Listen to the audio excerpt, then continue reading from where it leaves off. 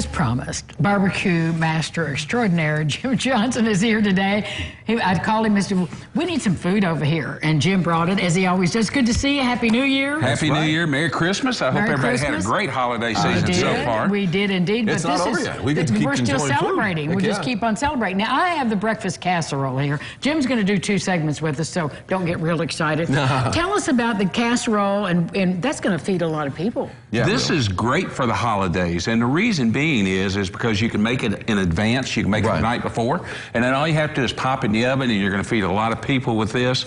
I made this specifically for Ron because he loves tater tots, and the bottom layer is tater tots. So I line the entire casserole dish with tater tots, and then there's 3 or 4 kinds of meats in there. There's onions and peppers in this. Yes. You can add mushrooms to it. You can do anything you want. Add a lot of cheese to it. Bake it until it gets good and crispy brown, and it turns out pretty good. So it turns out really good. Don't cover it at all? I do not cover it at all. I do not cover it. And the reason being is everybody likes those little crispy bits around the edge with that cheese.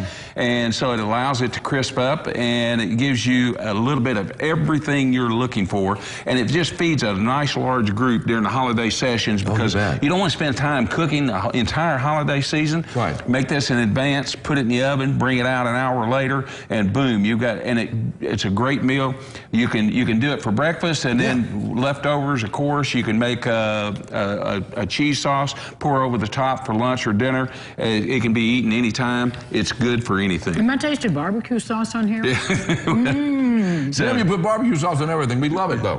No, it really is a nice It's a nice little touch to it. It adds a nice little sweetness, you know. You get both the sweet and the savory all in one dish, right? Exactly. Well, and you can make this your own, too. If you don't eat meat, you could make it all veggie. It's exactly right and everything. I'm a meat lover, so it's got ham in there. It's got bacon in there. Man. It's got breakfast sausage in it. It's got everything you can think of. So, you know, it's like, you know, how we have the meat lover's pizza. This would be a meat lover's egg.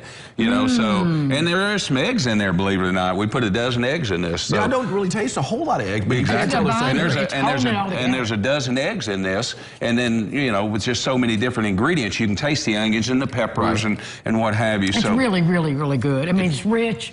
And good. I love it. And who would say no to that? Nobody. No. And it's a great thing to have during the holidays. We just went through Christmas. We're coming up New Year's. This is a great thing to have. If people will go out to the website, it's bbqbyjimjohnson.com. The video's on there. The recipe's on there. You can make this coming weekend because you're going to want to stay up late. You can make it ahead of time. Go to your party.